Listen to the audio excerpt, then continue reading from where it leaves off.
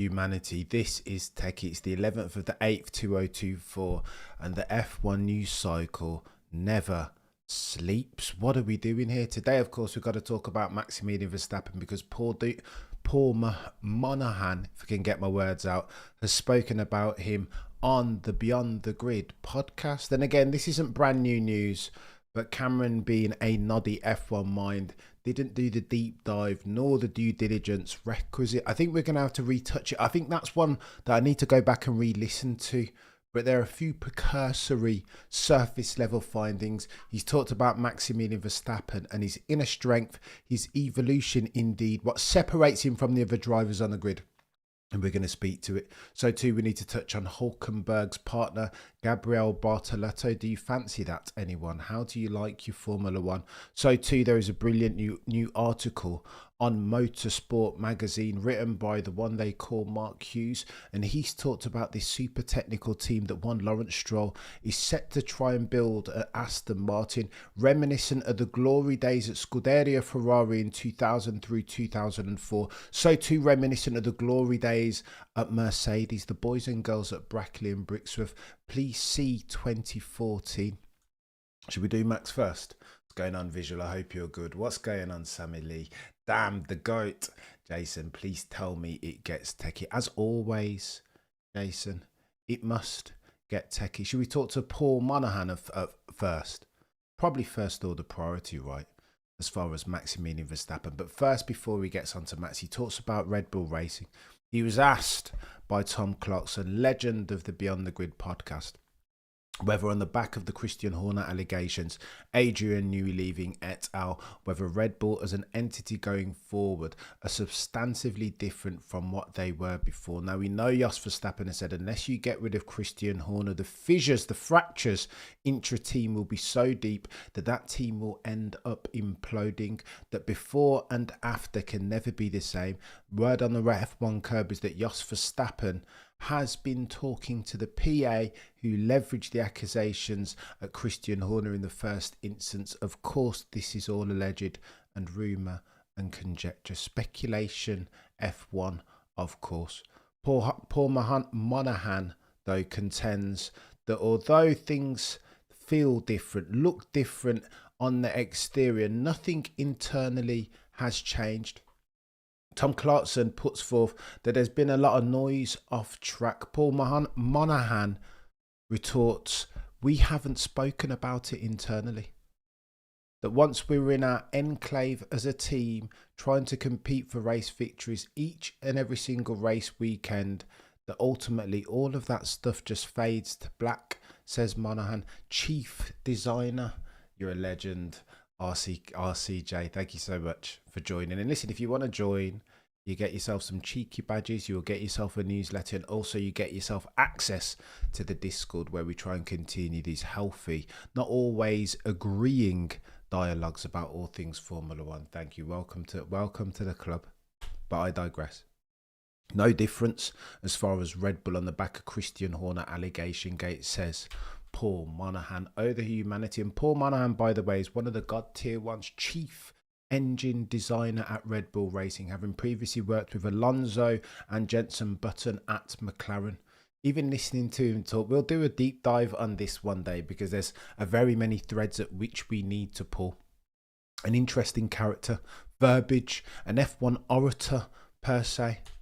But he continues, he says, competition after competition necessitates, therefore, that they don't have time to focus on the minutiae. All of this nonsense that's going on in the background, rumour and speculation, allegation around Christian Horner, rancour between Austria and Horner's side of the fence, the Thai family, the Charlie Mavidra family, 51% owner of Red Bull Energy Drinks GmbH. What do you mean?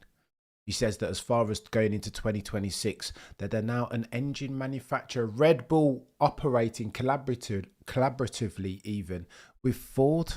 What does that mean? Well, Paul says that it means that it's a huge endeavour, meaning therefore that they don't have time to focus on all this other nonsense, that they're all trying to pull in the same direction. And I think that's notable. Because again, from the outside, it looks like chaos, does it not? We've spoken about it a gazillion times on this channel. What's going to happen with Maximilian Verstappen? Word on the F1 curb is that he's talking to Mercedes in real time. An initial conversation was had with Ola Kalunius and Toto Wolff of the boys and girls at Brackley and Brixworth at the Miami Grand Prix. Max Verstappen has said that he needs two things: harmony and a car. As at August 2024, you could argue that he has neither. Paul continues on the Beyond the Grid podcast, chief designer, chief engineer at Red Bull Racing, talking now about Max Verstappen.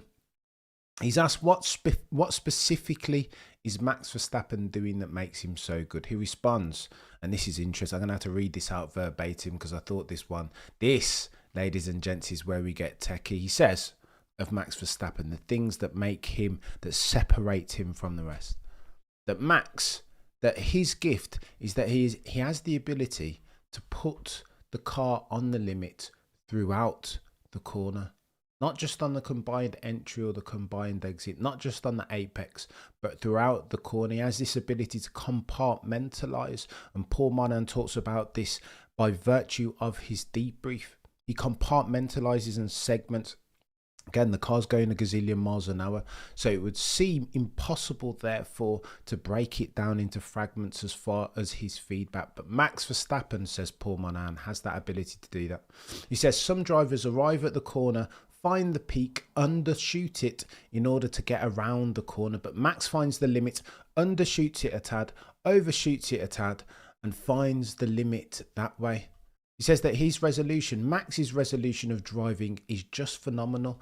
The resolution when he's debriefed is nuts on a completely different level. From whence did they get this fella? He breaks it down into segments as if the car's not travelling 1,000 miles an hour. He says he speaks to it in so much detail, you'd be forgiven for thinking that the car was driving in slow motion. Oh, the humanity. How do you not love that, Jan? How are you? Morning. Yes, of course, it makes all the difference. Cam, I don't get the newsletter. Jan, it's on the community tab, I promise you. Go onto YouTube and select my channel and click the community tab. I will put it on there. Members only settings. I love that. Look, when Paul Monaghan, when somebody close to Max Verstappen gets techie, we've heard Break F1, Max's race engineer previously, or performance engineer even, talk about Max's ability to operate within a certain bandwidth parameter. That even though he's driving the car at 10 tenths, he still has an extra 10-15 percentage points spare over everybody else on the grid. And this is something that characterises the goatiest ones of them all, right? The best, the quickest and most rounded, most robust F1 peddlers, the Senners, the Prost, the Lewises, or Schumacher, of course. I feel like Ross Brawn has spoken about Michael Schumacher in similar terms. You worked with Alonso and Button too. Are these similar traits that they had? Is the next question that Tom Clarkson asked to Paul Monaghan. He says, well, listen, they've all got a certain self-belief, a confidence that enables them to unlock this sort of thing. But he says that the ability to get hold of it in all of its minutiae around the corner is what's key. What does he mean by that? Well, he's talking about Max Verstappen's ability to then feed back to his engineers with such specificity to the nth degree around the different parts of a corner, the apex, the combined exit and the combined entry. He knows all of this because he has that extra bandwidth using which he can lodge it and then feed back. Again, next level stuff that all the great ones have, a common denominator per se. Monaghan agrees with this, concurs, even elucidating that all of the great ones have it to a greater or lesser extent, alluding therefore to the fact that Max Verstappen has this and can leverage it. How has Max Verstappen evolved? Comes the question from Tom Clarkson, legend of the Beyond the Grid podcast. And here's where it gets techie, ladies and gents, properly techie, because Monaghan continues that Barcelona, the first win, is remarkable. That was his first time in the Red Bull racing car, not long having been promoted from Toro Rosso, the junior team, the child member. He says, as far as his impression of Max Verstappen that day, what a cool customer. that towards the latter stages of the Barcelona Grand Prix, his first win in F1, that he had Kimi Raikkonen breathing down his neck, and Kimi Raikkonen, of course, is no slouch, that he was using the push to pass, get your words out, Cameron, push to pass button to fend off the Finn. Oh, the humanity. First race proper at Barcelona, and again he was fortuitous circumstance, wasn't it, because the two Mercedes boys, Messrs Rosberg and Lewis, crashed each other out turn 5, turn 6, if I remember correctly. But yet and still Maximilian Verstappen still had to execute for that opportunity. He continues that Daniel benefited from the circumstance, having Maximilian Verstappen join him, race alongside him in the same car. Sounds weird him saying that. Why, I hear you asked? Well, having Max around benefited him because it forced Daniel to push himself a bit harder, to therefore raise his game in turn. Oh, the humanity. And again, this is Paul Monaghan talking about it in earnest on the back of his experience, his first-hand experience of the circumstance. I would not have known this, because ultimately Daniel left because of the challenge being put forth to him by one Max Verstappen. As far as Max himself, Paul continues, underneath the relaxed exterior and the permission to get very, very techie. We're talking about resilience now. Paul continues, as far as Max, he's underneath his very relaxed exterior is a phenomenal inner strength, a sort of mythical armour, that there's not much that can derail him, that the confidence that he's built up over time is not insubstantial, that he drives now with much more assuredness, that back in 2021 there were the cheeky entanglements with one Sir Lewis, Carl, Davidson, Hamilton, but now those are trending towards zero. He says, listen, go and check this podcast out, Beyond the Grid with Paul Monaghan. I think at some point we're going to have to touch base and do a deeper dive with more due diligence, because it's techie and there are lessons to be learned as far as the variability in driving styles and their personalities, most notably, of course, with a focus on one Maximilian Verstappen. Oh, the humanity. It's chaos. Hermione says, this is too technical for me. I don't have enough knowledge for that yet. I'm always learning something new. I hope Max will do well at Zandvoort. Maybe the last time on the circuit. Hermione, yeah, okay, 2 points. To your latter, Hermione. It won't be the last time at Zandvoort. Potentially, they will alternate between Zandvoort and Spa. So 1 year it'll be Spa, 1 year it'll be Zandvoort. And Hermione, listen, honestly, I wouldn't do yourself a disservice. Like, sometimes you've got to get techie. Like, if there's a term in a piece that you don't understand, honestly, drop it in the chat and I'll do my best to explain it. Not that I'm the go-to-est F1 mind, but there's a semblance of knowledge there, and I'll always do my best to try and explain it to you. If we're talking combined exit and entry as an example, when I say combined entry, all I'm meaning is that there is steering inputs at the same time as there is throttle and brake inputs, right? So something's happening, two or three things are happening concurrently. Yeah, don't beat yourself up, Hermia. This is why we're here, right? To understand the sport that is F1 as a community. Because, listen, all of our knowledge needs... I don't know. What do you mean? I have zero knowledge, Hermia. Michael, can we get Mr. Beast segment? Oh my gosh, Michael. I cannot comment on such salacious rumour. Yeah, MB, super techie.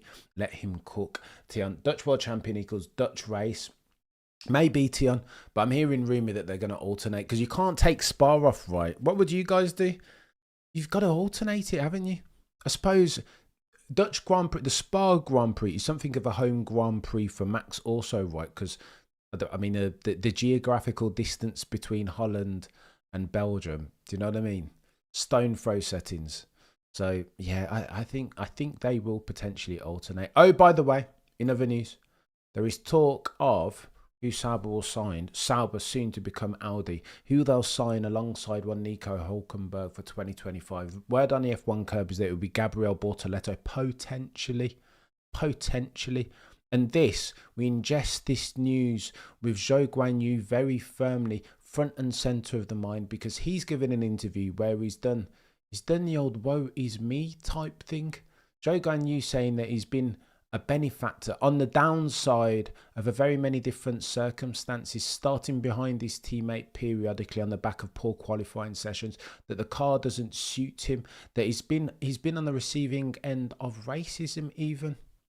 And whilst I don't doubt the veracity of this from Zhou Guanyu, because I think he's a truth sayer, I'm not sure, per Lando Norris and the self-doubt, the glass half empty stuff, I'm not sure how this benefits Zhou Guanyu going forward. I feel like the chap just needs to duck his head, get his helmet on and focus on the here and now, be present. I'm not sure that this interview and the worries me, the victimhood stuff necessarily, I don't think it propels him on to a seat for next year, I've got to be honest. Nor to his performances. Because again, not everybody can be Checo Perez, right? With 30 million US dollars being propelled behind you in terms of sponsorship money. Not everybody can curry favour with the most senior execs at the company per a Checo Perez. Not everybody has a documentary dropped the week when you're due to get sacked called No Te Rindas Cabrón, which talks about your resilience. Not everybody can have Liberty Media behind you. Not everybody has themselves a home Grand Prix that Liberty Media see as a linchpin, a bellwether for their growth in growth markets. I feel like Zhou Guanyu's circumstance, Checo Perez indeed is the exception that proves the rule. Zhou Guanyu, if he harbours aspirations of driving in F1 for next year, needs to start showing and proving. Sad, but true. Harsh Cameron F1, but fair. Oh, and by the way, Marcuse's Taught ad infinitum penned a very serious article on Motorsport magazine that talks about Lawrence Stroll's drive to pull together a Galacticos of a technical team. And again, this is on the back of a couple of different articles and interviews that speculate the extent of Lawrence Stroll's peevedness, how much of a bee he has in his bonnet on the back of Aston Martin's material underperformance this year as versus expectations. Listen, and you've got to normalise for anomalies here. As a compare and contrast, they've scored much more points this year than they have done last. But the variance, the adverse variance, is against expectations. Lawrence Stroll only wants to win. Livery reveal settings, you've heard him say, when I get passionate, I want to win. Nothing, he will settle for nothing less than 25 points each and every single race weekend. That's why he signed himself Alonso, and that's why in real time he's assembling something of a technical Galacticos team, a super team. Don't know what I'm talking about? Well, here it is. Mark Hughes has written on Motorsport magazine the following.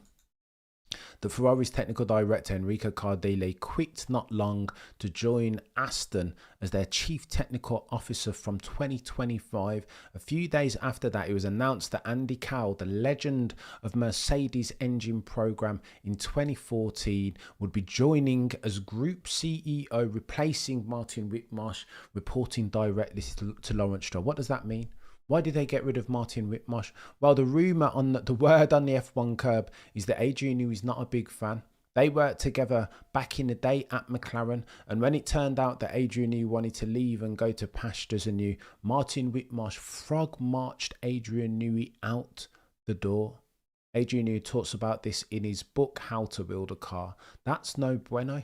And again, Adrian Newey, if Lawrence Stroll harbours aspirations to sign the goatiest aerodynamic mind to have ever F1'd, then you need to get Martin Whitmarsh out the way. He was a potential deal breaker, was he not? That's why Lawrence Stroll's done that, and that's why word on the F1 curb is that Adrian Newey, that there will be an announcement about him signing for Aston Martin as soon as September the 1st. But I digress. Mark Hughes continues.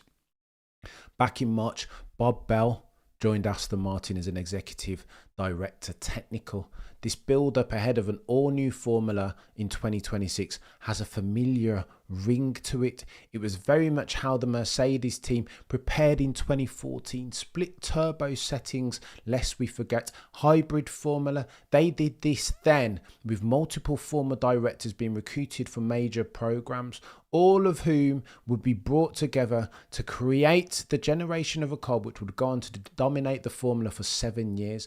Bob Bell, Andy Cowell, they were two of those senior people. They are now working for Aston Martin with 2026, the new rules, the new tech spec of car, front and centre of the mind. Now here they are again, continues Mark Hughes, building up another formidable preparation for a previously underachieving but hugely ambitious team. You'll recall, my guy Peter Windsor on a gazillion occasions now has said that your ability to win races and championships in Formula One will be a function of the people that you can acquire and keep.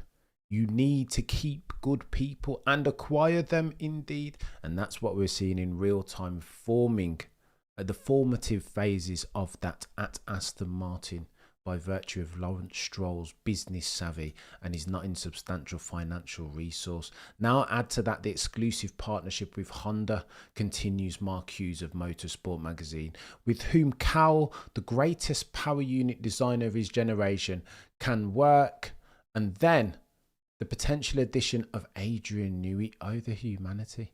What are we doing here? This is getting techie, isn't it? Can he make it there? What are you speaking, lazy? Zhou back to Chinese effort. Oh my gosh, bro. Would love to see Piastri in Checo's car, mate. Maximilian Verstappen would not. That would be chaos, I'm telling you. Visual says smash the like. Martin Whitmarsh only knows how to lead from success to mediocrity. I think you're being a bit harsh there, Visual. He's not bad, but there's techie bits with Martin Whitmarsh, depending on who you talk to. It's almost like his ambition outlived his need to outperform. That he harbored ambitions of being some senior exec at Liberty Media. Like, it's almost like he wanted to be Stefano Domenicali, but he's failed in that attempt. People say of that Liberty Media, not Liberty Media at the time, but Bernie Ecclestone, that when they were looking to, like, remember when they were looking to divide out F1 and have two different formula, the teams wanted to do one thing, but Martin Whitmarsh kiboshed that massively in securing an engine deal for Brawn GP, that he harboured aspirations of one time being Stefano Domenicali. But I digress. Mark Hughes continues.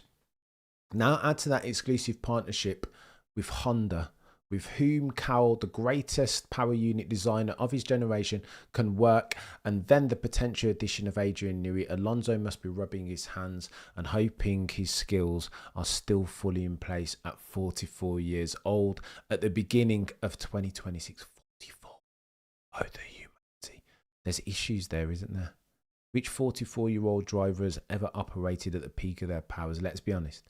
In 2026, bloody Nora. 44. There's only ever been 3 40-year-old champions. Juan Manuel Fangio, 57, 1950, Giuseppe Farina. So too Jack Brabham in 1966. There's never been a 40-year-old champion in the modern day era. Nigel Mansell came close. I want to say he was 38, 39 years old in 1992.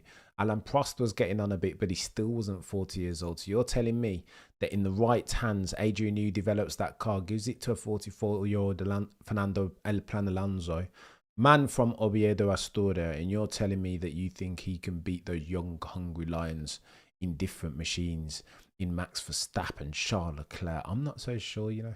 As brilliant as Alonso is, but too techie. 44 years old. He'll be turning 45 in 2026. His contract includes 2026 season. Lance Stroll's contract stipulates that he'll be there beyond 2025.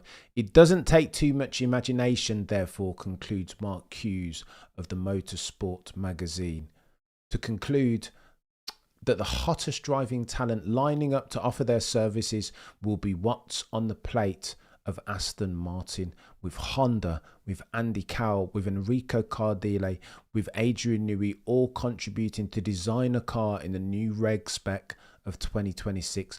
But with places apparently blocked until 2027 at least, things could get very interesting. They're building a serious team, aren't they? Let's be honest.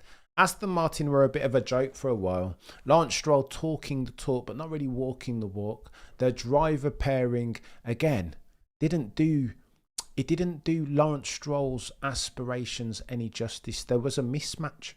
Again, he was saying one thing, but the team were doing something else. Now, however, for the avoidance of doubt, they've built this factory, 250 million worth of capital investment.